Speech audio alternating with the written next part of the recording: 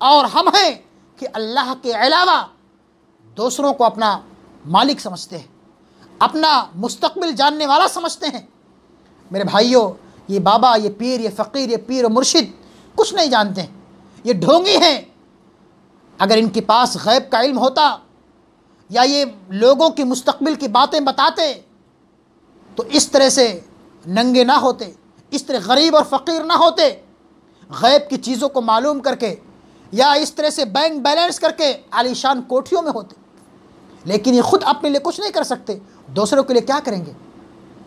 इसलिए आज ये तमाम चीज़ें हमारे समाज के अंदर राइज हैं और ख़ास तौर पर माह सफ़र के इस महीने में लोग बदशगुनी लेते हैं, फाल निकालते हैं और इस तमाम तरह की बिदात व खुराफात के काम अंजाम देते हैं जिससे किताब व सुन्नत ने मना किया है, अल्लाह और उसके रसूल ने मना फरमाया है। काहिनों के पास जाना, नजूमियों के पास जाना, दरगाहों पर जाना, खानकाहों पर जाना, उलमा के पास जाना। अगर आपको कोई मुसीबत है, कोई परेशानी है, अगर आप बीमार हो तो किताब व सुन्नत की तालीम है, नबी का ये फरमान है, आपका ये उसवा है, सहाबे कराम का ये तरीक़ा है कि अगर आप पर कोई मुसीबत और परेशानी लाहिक है तो आप दुआए मासूरा के ज़रिए से, कुरान करीम की आयतों के ज़रिए से, नबी के बताए हुए अहादीस और तालीमात के ज़रिए से, आप दुआओं के ज़रिए से ख़ुद पढ़ करके रब्बुल आलमीन के मुक़द्दस कलाम की तिलावत करके, अपने ज़िक्र व अस्कार करके अपने ऊपर दम करो, अपने ऊपर फूको और अल्लाह से दुआएं करो, अल्लाह आपकी परेशानियों को ख़त्म कर देगा। लेकिन मेरे भाइयों, बुज़ुर्गों, दोस्तों, आज हमारे समाज के अंदर ये बिदात व खुराफात काम अंजाम दे जा रहे हैं जिससे किताब व सुन्नत ने मना फरमाया है। ज़रूरत इस बात की है कि इंसान अपने आमाल का मुहासबा करे। अल्लाह के हबीब फरमाते हैं कि कल क़यामत के दिन 70,000 मेरी उम्मत के 70,000 लोग ऐसे होंगे जिनको रब्बुल आलमीन बग़ैर हिसाब व किताब के जन्नत के अंदर दाखिल फरमाएगा। 70,000 लोग ऐसे होंगे जिनको रब्बुल आलमीन बग़ैर हिसाब व किताब के जन्नत के अंदर दाखिल फरमाएगा। ये फरमा करके अल्लाह के रसूल अपने अज़वाज मुतहरात में से किसी बीवी के कमरे में चले गए। सहाबे कराम आपस में गुफ्तगू करने लगे कि वो 70,000 लोग, खुश नसीब लोग कौन से होंगे जो बग़ैर हिसाब व किताब के जन्नत के अंदर दाखिल होंगे। सहाबे कराम आपस में चीमा गोइयाँ करने लगे, आपस में बातें करने लगे। कुछ लोगों ने कहा कि अल्लाह के रसूल के वो सहाबे कराम जिन्होंने सबसे पहले अल्लाह के रसूल पर ईमान लाए, या जो हाफिज़ हैं, या इस तरह बहुत सहाबे कराम मुख्तलिफ़ किस्म की बातें करने लगे। इतने में अल्लाह के रसूल दोबारा वापस आए। आपने पूछा कि तुम किस चीज़ के मुताल्लिक़ गुफ्तगू कर रहे हो?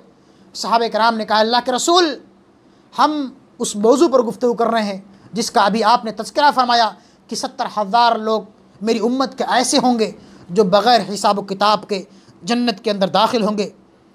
तो अल्लाह के रसूल ने फरमाया कि अल्लज़ीना ला यस्तरक़ूना वला यततय्यरूना वला यक्तूना वला व अला रब्बिहिम यतवक्कलून।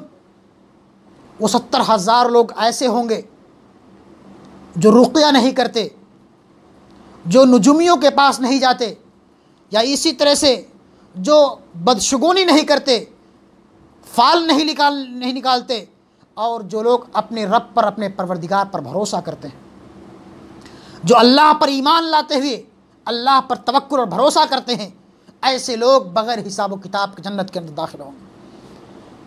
हम मुसलमानों को भी चाहिए, हम मोमिनों को भी चाहिए कि अल्लाह पर ईमान लाते हुए अपने ईमान और अक़ीदे को मजबूत करें, इस दुनिया के अंदर रहते हुए अपने ईमान की फ़िक्र करें और दुनियावी खुराफात से, इन तमाम खुराफात से, लवादिमात से अपने आप को बचाएं, अपने घर वालों को भी बचाएं, अपने मुआशरे और समाज की भी इस्लाह करें। यकीनन कल क़यामत के दिन हमारे मुताल्लिक़ भी और हमारे बाल बच्चों के मुताल्लिक़ भी और हमारे अहल व अयाल के मुताल्लिक़, हमारे मुआशरे और समाज के अफराद के मुताल्लिक़ भी हमसे पूछताछ की जाएगी कि अगर हमारे पास किताब व सुन्नत का इल्म था तो क्या हमने किताब व सुन्नत की बातों को लोगों तक पहुँचाया कि नहीं पहुँचाया। लोग शिर्क के गलाज़तों में मुलव्विस थे, लोग बिदात व खुराफात काम अंजाम दे रहे थे। क्या आपने समाज की इस्लाह की या नहीं की? आपके मुआशरे में, आपके समाज में लोग बेहयाइयों की तरफ माइल थे, लोग एक अल्लाह को छोड़ करके गैरुल्लाह के आस्थानों पर जा कर के अपनी पेशानियों को झुकाते थे। क्या आपने उनकी इस्लाह की या नहीं की?